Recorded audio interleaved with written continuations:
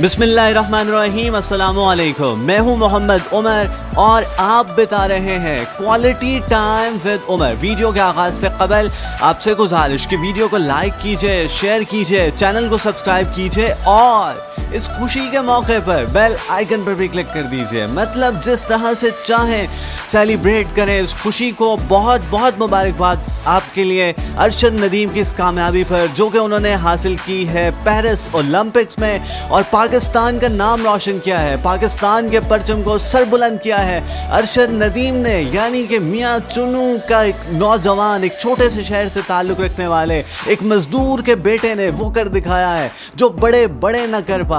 यानी अरशद नदीम ने पाकिस्तान के लिए गोल्ड मेडल जीत दिखाया है और आप सबको बहुत बहुत मुबारक हो। यानी आप सब जानते हैं कि माह आज़ादी है, हम यौम आज़ादी के करीब पहुंच रहे हैं और यौम आज़ादी पे जश्न आज़ादी होगा और अरशद नदीम के गोल्ड मेडल के संग होगा। क्या शानदार कामयाबी दिखाई है अरशद नदीम ने। जैवलिन थ्रो का ये मुकाबला था, यानी कि नेज़ाबाजी का मुकाबला था। जो नहीं जानते उनको बताएं कि जो सबसे ज़्यादा दूर थ्रो करेगा नेज़े को उसे ये मेडल मिलना था, गोल्ड मेडल मिलना था, वो हकदार होना था इस गोल्ड मेडल का। बैनुल अक़वामी ये मुकाबला था। आप जानते हैं ओलंपिक्स है तो दुनिया जहान के जो एथलीट हैं वो यहाँ पर मौजूद थे और उनको बहुत सारी सहूलियात मैसर थी।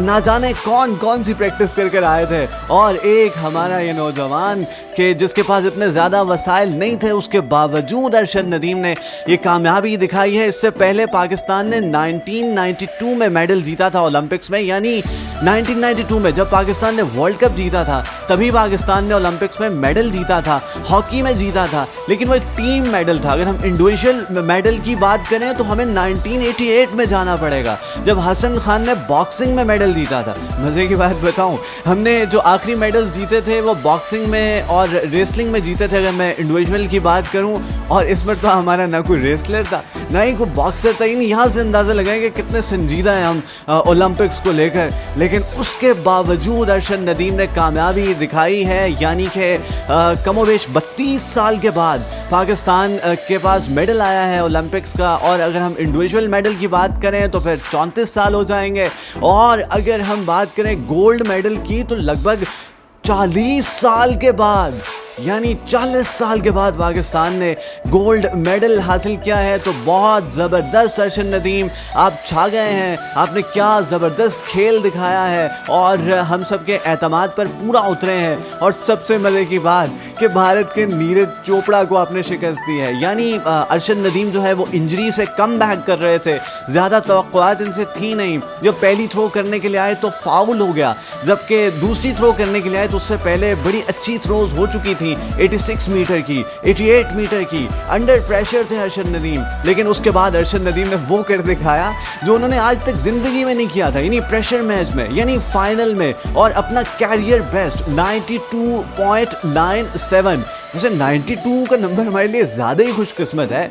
92 में वर्ल्ड कप जीत रहे हैं, 92 में हॉकी का मेडल जीत रहे हैं। 92.97 मीटर की थ्रो की अरशद नदीम ने, ये दूसरी थ्रो थी। और उसके बाद यानी ये था कि तमाम एथलीट के पास 6 थ्रोज का मौका मौजूद था। तो बस हम तो यही कहते रहे कि अल्लाह करे कोई इससे ज़्यादा दूर की थ्रो ना फेंके। और नीरज चोपड़ा जिनका ताल्लुक भारत से है, बहुत ज़बरदस्त एथलीट हैं, लेकिन वो तो अपने होश खो बैठे, मतलब वो हवास बाख्ता हो गए, मुझे कहने दीजिए।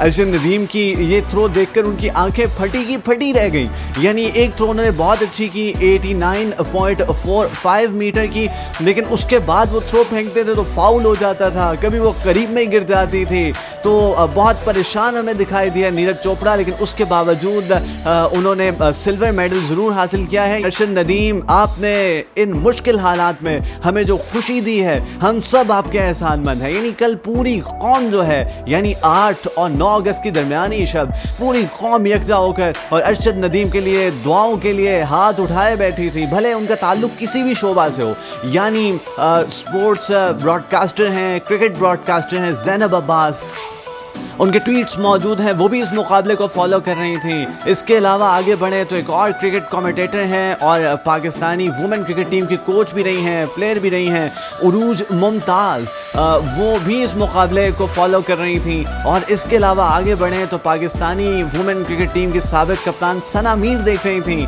और पाकिस्तानी स्पोर्ट्स जर्नलिस्ट सवेरा पाशा और रावलपिंडी एक्सप्रेस शुएब अख्तर भी नेक तमन्नाओं का इजहार कर रहे थे इस मुकाबले को देखते हुए। और मशहूर एंकर इमरान राज खान भी दुआया कलिमात लिख रहे थे ट्विटर पर। और इसके अलावा आगे बढ़े तो असद तूर हो या मतिउल्लाह जान हो, यानी हर शोबे से ताल्लुक़ रखने वाला जो शख्स था इस मुकाबले को देख रहा था और फिर अरशद नदीम के जीतने के बाद सेलिब्रेट कर रहा था। तो हमने सोचा कि इस यूट्यूब चैनल पर भी आपके साथ कुछ सेलिब्रेशंस की जाए, अपनी फीलिंग्स जो हैं उनका इजहार किया जाए। आपका बहुत बहुत शुक्रिया, आपने हमें देखने के लिए वक्त निकाला। आपसे मुलाकात होगी इंशाल्लाह नेक्स्ट वीडियो में।